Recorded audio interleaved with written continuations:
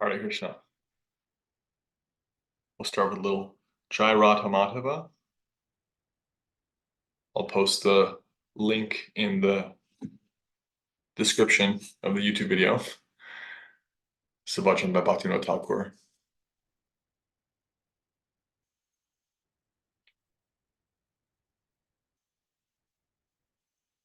Jai Radha Madhava Kunja Vihari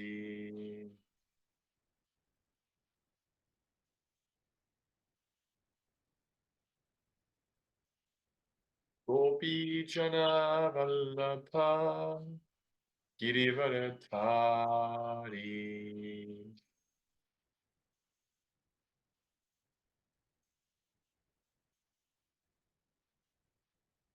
Godanandana Brajachana Ranjana Yamunatira Vanachari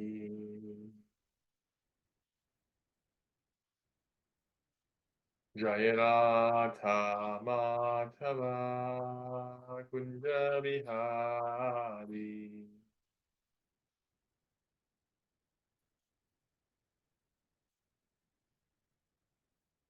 Hare Krishna Krishna Krishna Hare Hare Hare Rama Rama Rama Hare Hare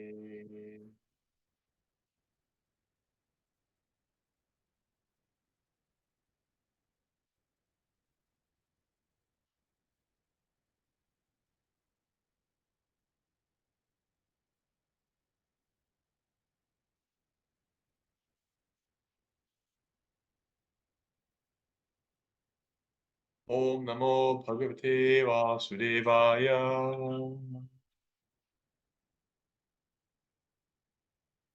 Om Namo Bhagavate Vasudevaya Om Namo Bhagavate Vasudevaya. Okay. We're reading from the Śrīmad Bhagavatam. We're continuing where we left off. Canto 1, Chapter 5. The chapter is called Narada's Instructions on Śrīmad Bhagavatam for Vyasadeva. We're on text 17. This is a famous verse.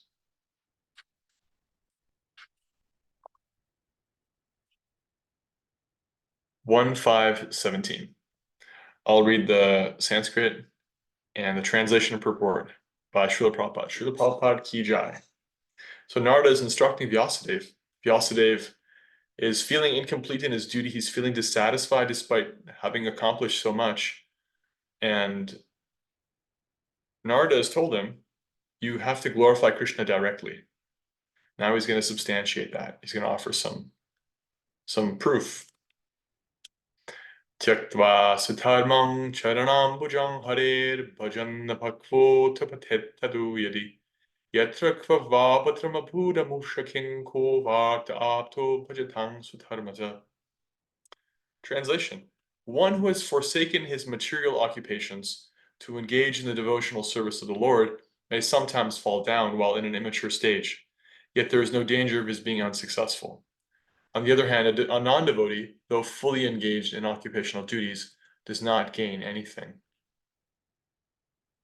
I'll read the purport. By Srila Prabhupada. As far as the duties of mankind are concerned, there are innumerable duties.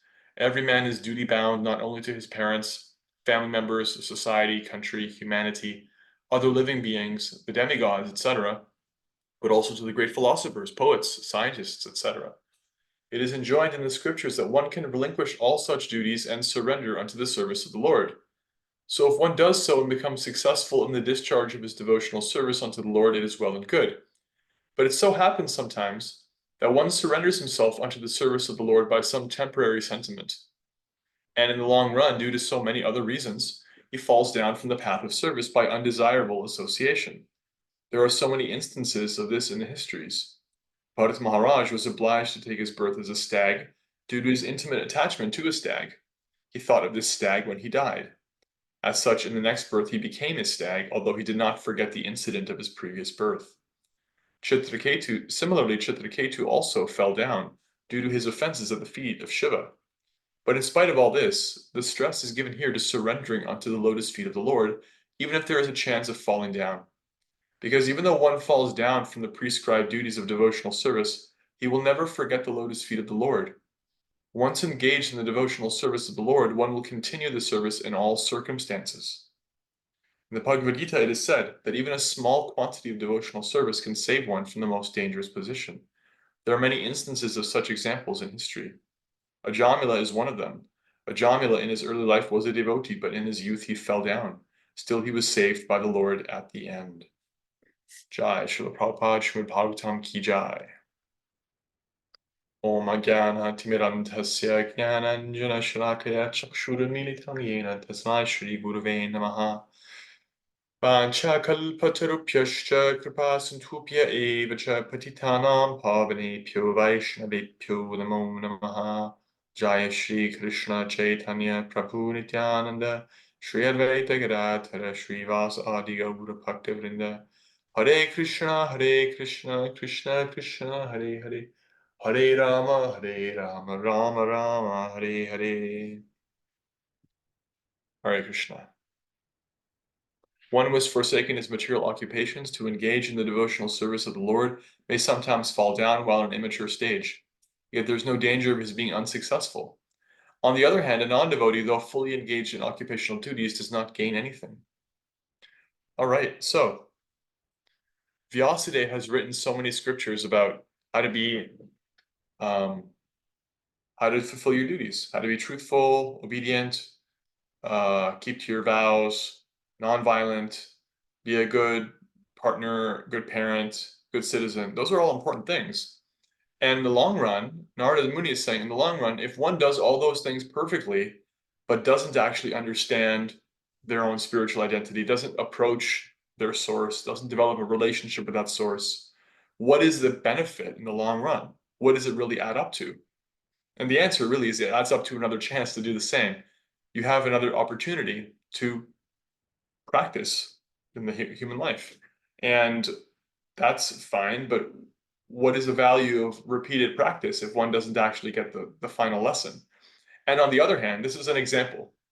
What if this, what if that? It's an example taking, what if you get perfect in one thing, but you do none of the other, compared to perfect in the other thing and none of the first, right?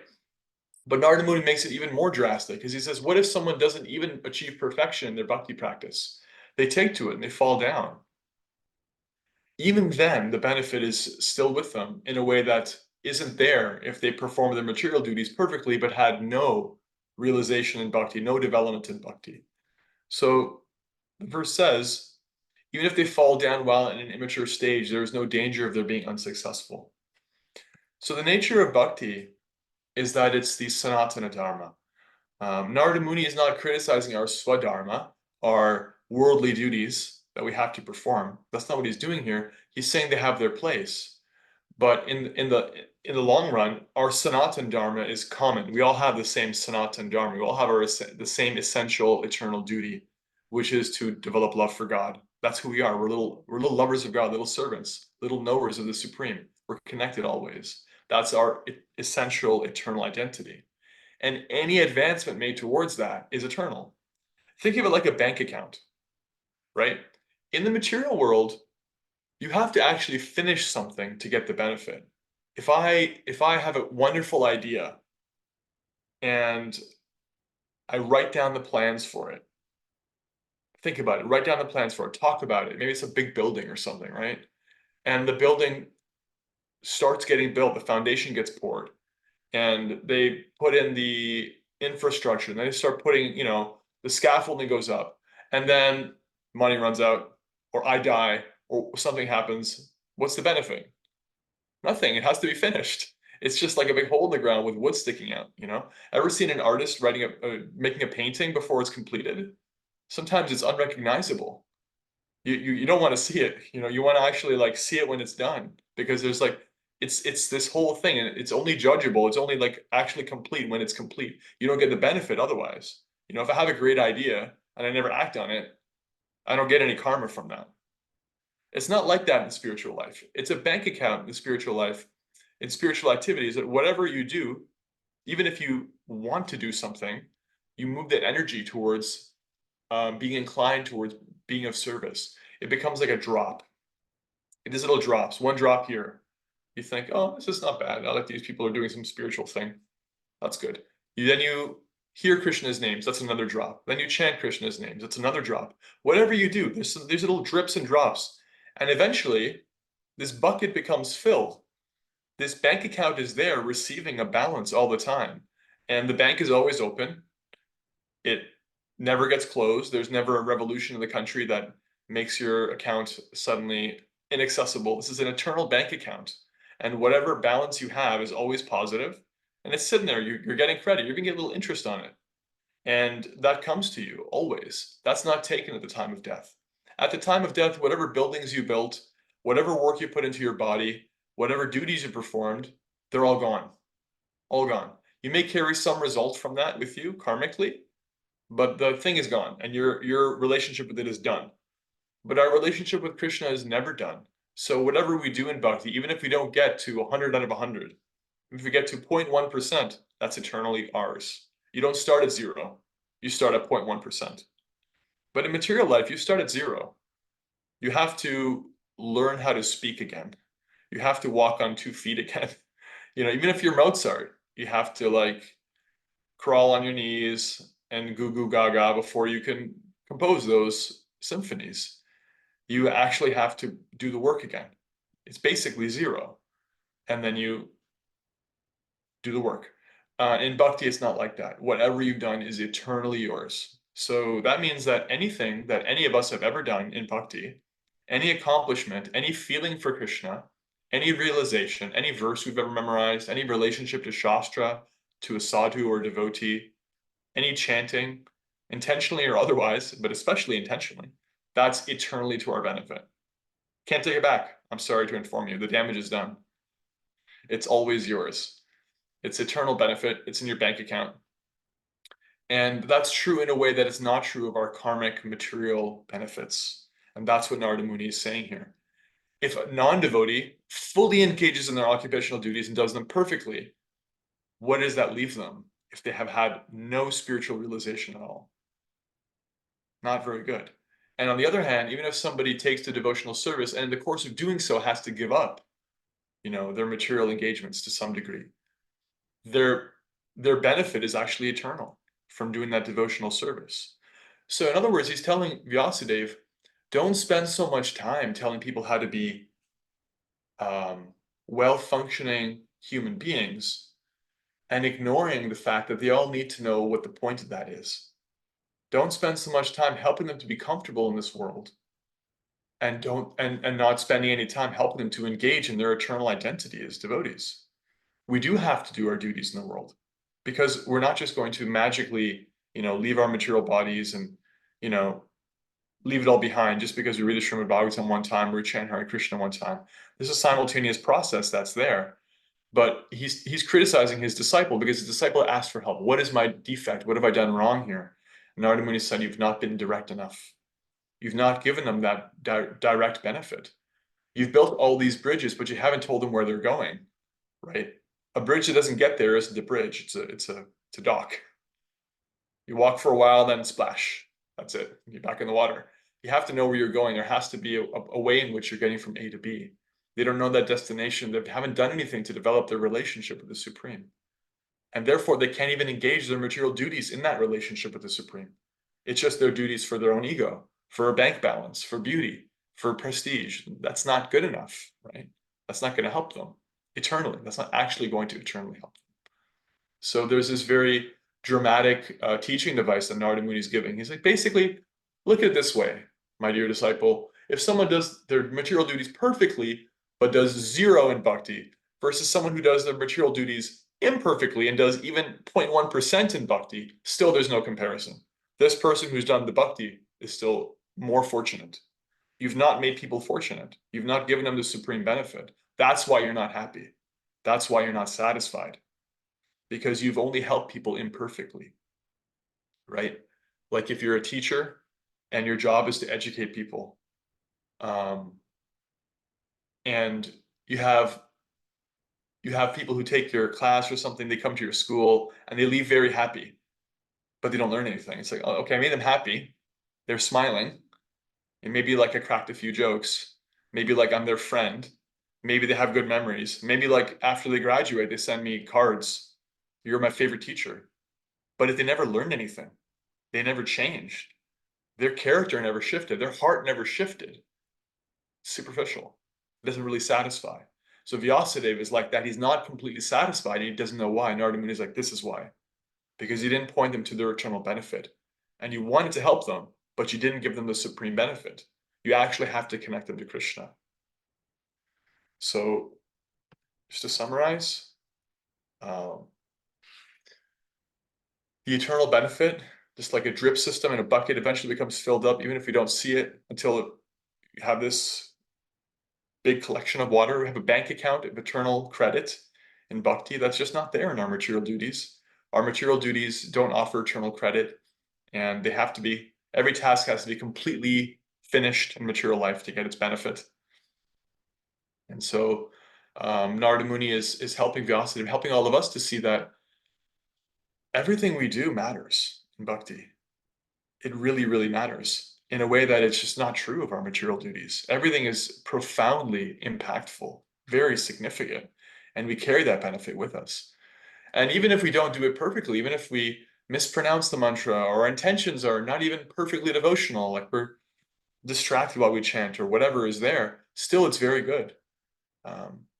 Unlike in material life, where if you make a fool of yourself in your duties, if you neglect your partner, or you mismanage your money, or you stumble and fall, or you make a fool of yourself in a social situation, sorry, you're gonna look bad for a little while. You can live with that memory, and people are gonna make fun of you and whatever. It's like that's there. But in spiritual life, from Krishna's point of view, there is no loss, because you even tried to practice bhakti. He gives you credit. There's forward progress. So it's an incredibly encouraging verse, an encouraging part of our philosophy. And we'll take any reflections about that. We're going to explore it more in the next couple of verses from Narada Muni. So stay tuned. But we'll take any reflections, any comments or questions. Hare Krishna.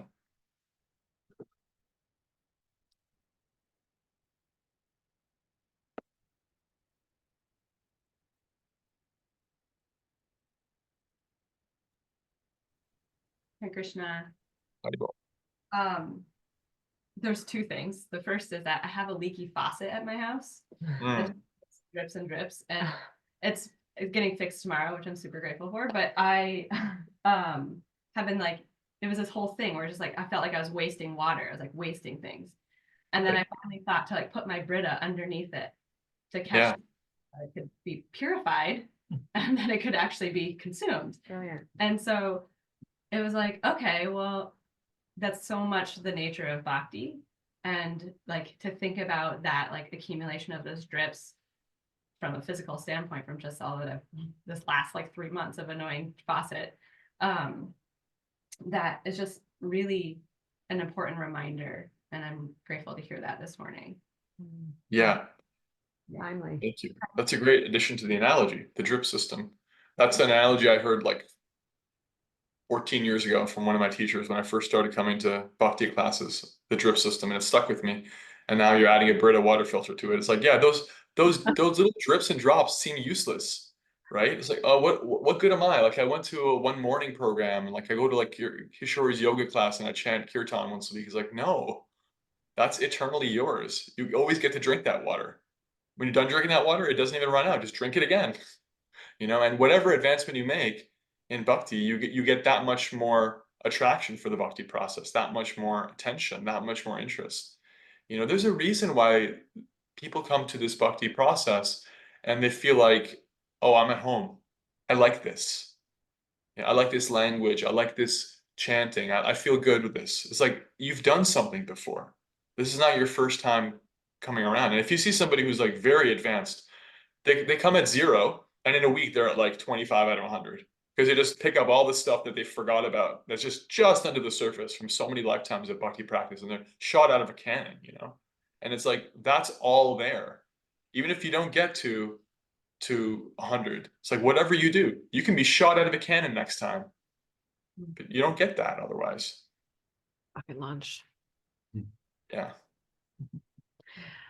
Jai, I appreciated also how you said, even if you're in the material world, if you have an idea and if you think about something and you don't do anything with it, you don't accumulate any karma on it, right? Or and like nothing happens with it. Whereas in spiritual life, even if you think about it, like you have the desire for it, but you have the circumstances in your life aren't allowing, or, you know, whatever it may be, that's still a drop in the bucket. Yes. Even Yeah. Your inclination matters. Your sincerity matters. Yeah. And Krishna is so merciful that there's historic examples of him rewarding people who have no sincerity, but they do bhakti. Like they involuntarily do bhakti without even wanting to help him. And he rewards those who have sincerity and don't do bhakti. So like on either end, he's just so generous. Mercy. So yeah, there's forward progress. It's like there's no other employer, there's no other partner, there's no other friend who's going to be this generous with you in their relationship. So Narada Muni is really painting a picture to Vyasadeva about how he should help us, all of us, to connect with that supreme boss. Because you can't submit, you know, late, sloppy material to your boss and get the kind of care and respect and love that you get from Krishna. You just can't get that. It's not possible. It's superhuman, the level of accommodation that Krishna has for his even aspiring devotees. He gives so much consideration to that. Any other reflections or comments or questions? I appreciate the analogy of the water, but I like to think of it also as like the soul is like a flower, and as the bhakti develops through lifetimes, it blooms. Then one day Krishna comes and plucks us away. There you go. Beautiful. Plucks us away. Very good. I think it's just so encouraging. As you know, we try. You know, I chant my 16 rounds a day. I haven't failed on that at all, except for there's sometimes that they're just not as attentive. And, you know, I'm just getting them done because I need to get them done. I gotta go to bed, right? But that's encouraging to know that, you know, even if I'm attempting to do it, and maybe it's not quite as, you know, spiritual as it ought to be, that I just try again tomorrow to make it 1% better tomorrow if I can. So it's encouraging to know that still matters. Thank you for that message today. Jai, thanks for that application in your life. Yes, very true. It can feel discouraging to feel like to see how much more room we have to improve. But even being able to see that is actually a blessing, because we know where we're going, what we're capable of, you know, what to ask for or what to want. And this verse is really giving us support to see that, yeah, even my one out of 100, 2 out of 100, 5 out of 100 effort, you know, is still great, is eternally beneficial in a way that's just not true of other things. Yeah, all gain, no loss.